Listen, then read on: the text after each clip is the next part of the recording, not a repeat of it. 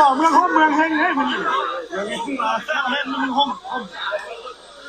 เห็นครบเลยครบเลยครบกันละ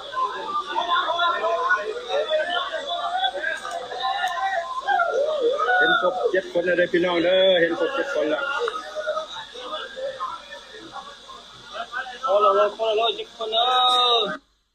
ซึ่งว่าข้าพเจ้าอัดคลิปลงเมื่อคืนเนี่ยเนาะก็คือยัง2ผู้ที่แบบ2ลายเนาะหรือว่า2คนที่ยังบ่ทันพบเห็นเทื่อและล่าสุดทุกคนซึ่งข้าพเจ้าก็ได้นอนแล้วมันดึกเนาะเมื่อคืนนี้ก็ได้พบอีกผู้ที่ครบ7 คนโอ้โหเป็นสิ่งที่ว่าสุดยอดหลายทุกคนทีมกู้ภัยเนาะจากประเทศไทยเนาะแล้วก็มีฐานมิโคเนาะคนฟินแลนด์เนาะทุกคนที่มาร่วมในการค้นหาเพราะว่าในการค้นหานี่เนาะก็คือเป็นการวอลันเทียร์เข้ามาทุกคนคือเพิ่นนำใช้เทคโนโลยีเนาะความทันสมัยเนาะในการประเมินการเคินว่าการวินิจฉัยคล้ายๆกับวินิจฉัยโรคเลยทุกคนก็คือบ่มั่นใจว่าสิใช้คำศัพท์ใดให้มันถูกก็คือการคาดเดาเนาะว่าคนจะไปอยู่บริเวณไหนเนาะเพื่อหลบหนีนั่นเองทุกคนซึ่งว่าโอ้โหแบบเก่งแฮงทุกคนซึ่งว่าเห็นคลิปที่เขาเจ้าห้องโฮไห้หมู่วานนี่คนแชร์ตามโลกโซเชียลมีเดียแบบสนั่นเลยทุกคนซึ่งว่าส่องข่าวต่างประเทศว่าจะเป็นอยู่ในออสเตรเลียเนาะบ่ว่าจะเป็นอยู่CNN เนาะอเมริกาเนาะBBC News ก็เอาลงมาทุกคนโอ้โหแบบทีมกู้ภัยไทยนี่เก่งแฮงเนาะทุกคนก็คือชื่นชมแฮงนะทุกคนว่าทีมกู้ภัยไทยวอลันเทียร์ขับไปซอยคนที่ติดถ้ำอยู่ลาวสินะทุกคนล่าสุดโอ้โหดีใจแทนพ่อแม่ผู้ที่พ่อแม่ของกระเจ้านะทุกคนที่เห็นลูกออกมาบางคนก็ให้ทุกคนหนังถาลูกมือเว้นเนาะโอ้โหสิเป็นเอาใดเนาะบางคนก็มีครอบครัวสินะมาถังถาอันนี้ก็คือเป็นคลิปวิดีโอเลยนะทุกคนของบรรยากาศของกระเจ้าเนาะที่เราได้ยินว่าครบ7 คนแล้วเด้อซั่นเนาะทุกคนก็มีเสียงฮือฮาสินะทุกคนเสียงฮ้องขึ้นมาแล้วข้าพเจ้าเห็นกับโอ้โหดีใจแฮงดีใจแทนทุกคนข้าพเจ้าเชื่อว่าพี่ๆคนไทยหลายๆคนเนาะเพิ่นก็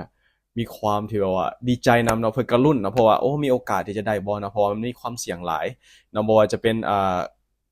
คนที่เข้าไปซอยเนาะแล้วก็คนที่อยู่ในนะเพราะว่ามันเป็นรูน้อยๆทุกคนการที่จะเข้าไปเนาะก็ใช้เวลาเนาะแทบจะบ่มีออกซิเจนเลยอยู่ข้างในทุกคนเนาะคล้ายๆว่าออกซิเจนมันน้อยเนาะมันบ่พอที่จะหายใจก็คือทุกคนเห็นแล้วเนาะคือมีภาพของพนักงานที่ว่าหรือว่าคนที่อยู่หน้างานไปซอยนะทุกคนก็เจ้าแบบเมื่อยหมดสติหมดสภาพเนาะทุกคนเนาะย้อนว่าการใช้พลังงานหลายเนาะในการคานลงไปทุกคนอาจจะเห็นเนาะตอนที่เขาเจ้าจับกล่องนะทุกคนเนาะเขาเจ้าจับกล่องลงไปนะจะเป็นสิ่งที่ว่าว่ายากแฮงอันนี้คือ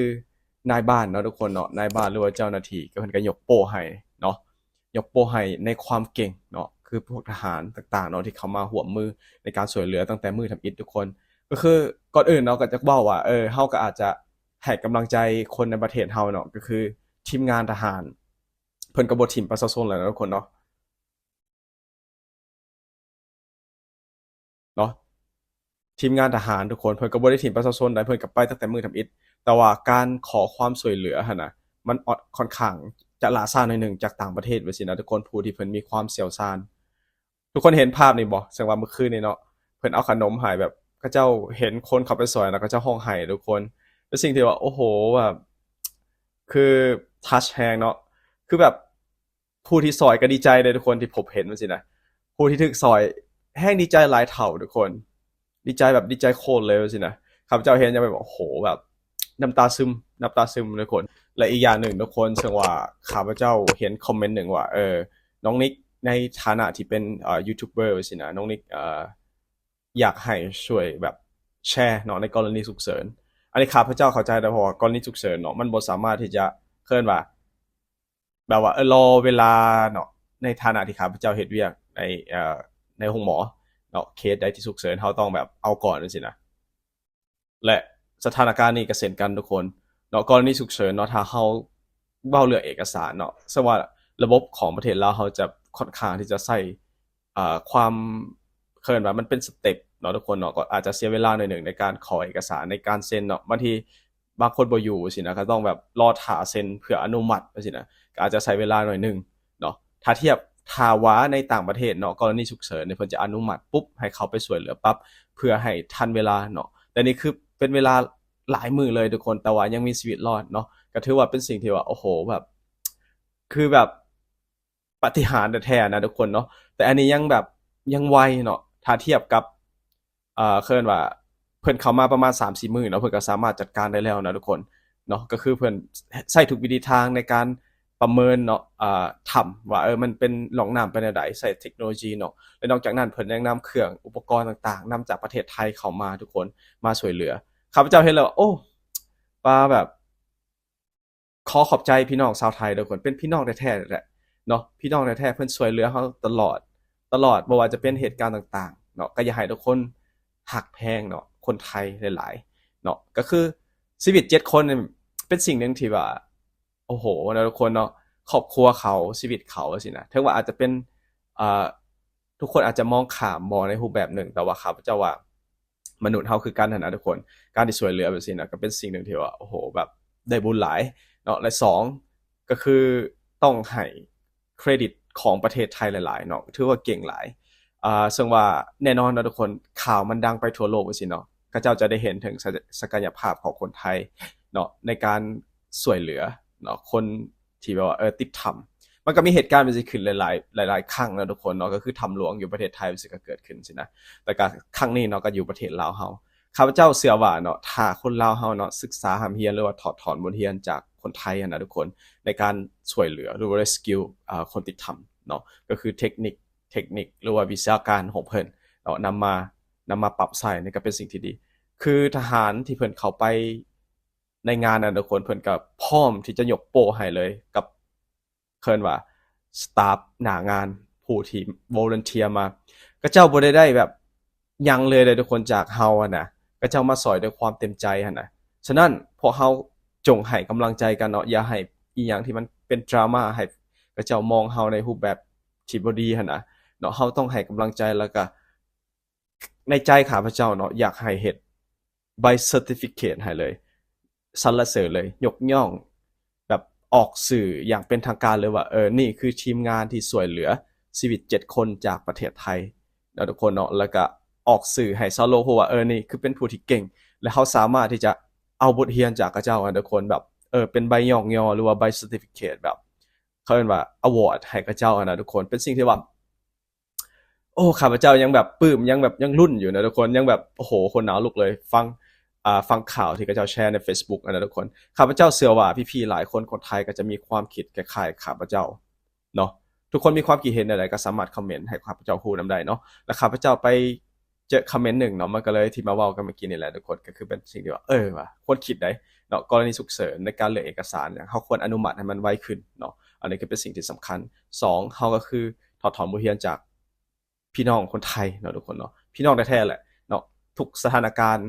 เพิ่นเข้ามาซอยเฮาจังซี่นะอย่าให้ทุกคนแบบหักแพงกันแบบซี่ทุกคนเนาะข้าพเจ้าเชื่อว่าพี่ๆคนไทยกับดีใจบ่ต่างหยังกับคนลาวดอกทุกคนข้าพเจ้าเห็นคอมเมนต์โอ้โหคือแบบน้ำตาจิไหลทุกคนคอมเมนต์ของพี่คนไทยแบบว่าเนาะจิตใจอบเอื้ออารีแฮงพี่ๆคนไทยทุกคนเพิ่นคอมเมนต์แบบด้วยความแบบมนุษย์คือกันจังซี่นะเพิ่นก็ออกมาจากใจจังซี่นะรู้สึกแบบ ยกโป้ให้ทั้งทีมงานยกโป้ให้เก่งๆทุกคน